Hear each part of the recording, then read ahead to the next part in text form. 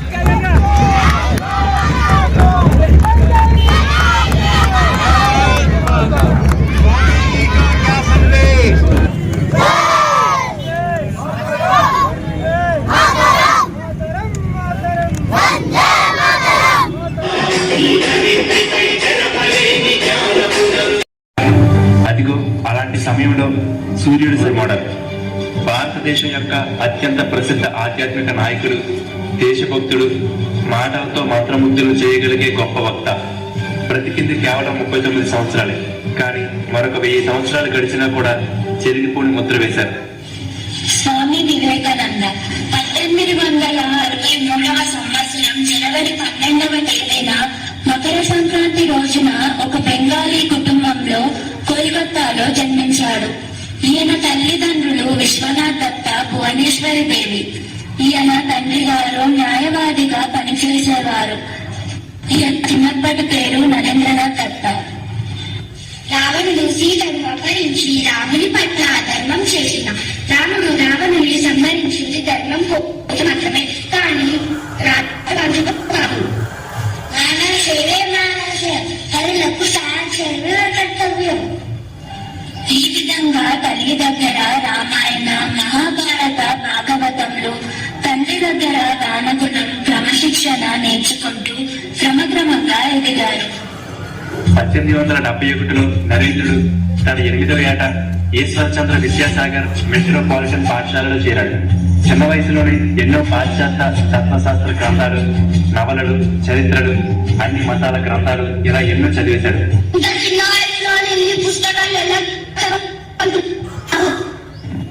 ఒక తారా మొత్తం చదవను.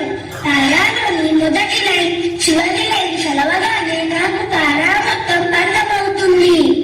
మీరు ఎప్పుడైనా భగవంతుణ్ణి చూశారా? లేదు, నేను చూడలేదు. పిల్లలందరూ ఉపాధ్యాయునితో విహారయాత్రకు వెళ్తారు. అక్కడ పిల్లలు ఎత్తైన కొండలు చూసి పారవశ్యంతో గంతులు వేస్తారు. గురువు గారు, పారవశ్యం అంటే ఏమిటి? దీనికి సరైన అర్థం మీకు తెలియాలంటే దక్షిణేశ్వర్లో ఉండే శ్రీ రామకృష్ణ పరమహంసను నీవు కలవాలి. స్కాటిష్ చర్చ్ కాలేజ్ ప్రిన్సిపల్ యుఎంఎస్టీ మాటలు విని రామకృష్ణ పరమహంసను కలవటానికి దక్షిణేశ్వర్ బయలుదేరారు. నమస్కారం అండి, మీరు దేవుణ్ణి కన్నారా చూశారా? అవును, చూశాను. నేను నిన్ను ఎలా చూస్తున్నానో మీతో మాట్లాడుతున్నాను, అలాగే భగవంతుని కూడా చూశాను, మాట్లాడాను. అవునా, చూసారా? అలా నాకు కూడా దేవుణ్ణి చూపించండి. ఇదేమిటి, మీరు నన్నేం చేస్తున్నారు? నేను బాహ్య ప్రపంచంతో సంబంధం లేనట్టుగా భావిస్తున్నాను. నా తల్లిదండ్రులు ఇంకా బ్రతికే ఉన్నారు. నేను వారి దగ్గరికి తిరిగి వెళ్ళాలి. నన్ను వదిలేయండి. వాటికి ఇది చాలు. అలా వివేకానందుడు రామకృష్ణ పరమహంస దగ్గర శిష్యరికం చేశారు. తండ్రి మరణించిన తర్వాత వివేకానందుడు కొన్ని రోజులు ఉపాధ్యాయుడిగా పిల్లలకు పాఠాలు బోధించారు. థ్రోట్ క్యాన్సర్ తో తన గురువైన రామకృష్ణ బాధపడుతుంటే తన సేవ కోసం ఉపాధ్యాయ వృత్తిని వదిలేశారు. రామకృష్ణ పరమహంస అస్తమించిన తరువాత వివేకానందుడు మిగతా శిష్యులతో కలిసి రామకృష్ణ మఠం స్థాపించారు. చివరికి కన్యాకుమారికి వెళ్లి అక్కడ ఒక కొండ మీద కూర్చొని 3 రోజులు ధ్యానం చేశారు.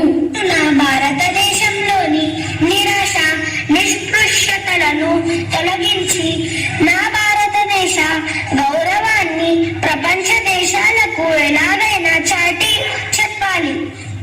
అమెరికాలోని చికాగో వీధుల్లో తిరుగుతుండగా ఒకరోజు చూడండి, తన బట్టలు ఎలా ఉన్నాయో, అసలు టెన్షన్ వల్లనే లేదు. చూడండి మేడం, ఈ దేశంలో ఒక మనిషిని ఎలా జెంటిల్మెన్ గా మారుస్తాడేమో, మా భారతదేశంలో క్యారెక్టర్ ఒక మనిషిని జెంటిల్మెన్ గా మారుస్తుంది. బోస్టన్ లో క్యాథరిన్ తో వివేకానందుని పరిచయం. Hello, this is Catherine. నాకు మీ దేశభక్తి, దేశ ప్రగతి కోసం మీరు పెట్టుకున్న లక్ష్యాలు బాగా ప్రభావితం చేశాయి. ఇక్కడ ఉన్నన్ని రోజులు మీరు మా ఇంట్లో ఉండవచ్చు. సరే, వస్తాను. నన్ను కాకపోతే రోజు ఒక బుక్ తీసుకుని వెళ్ళి మరుసటి రోజు తిరిగి ఇచ్చేయడం ఎందుకు? ఎవరు చెప్పారు నేను చదవటం లేదని, అలాగే తిరిగిస్తున్నానని? ఇప్పటి వరకు తీసుకెళ్లిన పుస్తకాల నుండి ఏదైనా ప్రశ్న అడగండి, సమాధానం చెబుతాను. ప్రొఫెసర్ గారు, తనని కలవండి. ఈ స్వామి వివేకానంద. తాను ఎంతో గొప్ప లక్షణాలు గల వ్యక్తి. Is professor jade right. నాకు విశ్వమత మహాసభల్లో మాట్లాడే అవకాశం కల్పించండి. తప్పకుండా. అమెరికాలోని పండితుల మేధావుల మేధస్సు ఒకవైపు ఉంటే వివేకానందుని మేధస్సు స్థాయి వారికన్నా ఉన్నతంగా ఉన్నది. చికాగో విశ్వమత మహాసభలో వివేకానందుని ఉపన్యాసం. Sisters and brothers of America, it fills my heart with joy and unspeakable to rise in response to the one and God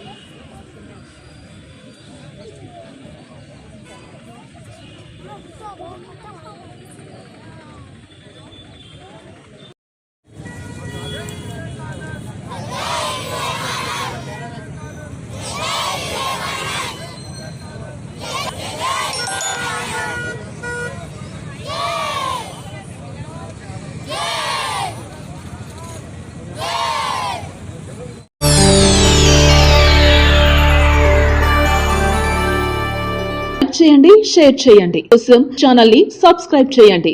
అలాగే ఇక్కడ ఉండే ఈ గంట సింబల్ ని క్లిక్ చేయండి. మేము అప్డేట్ చేసే ప్రతి వీడియో నోటిఫికేషన్స్ మీకు వచ్చేస్తాయి.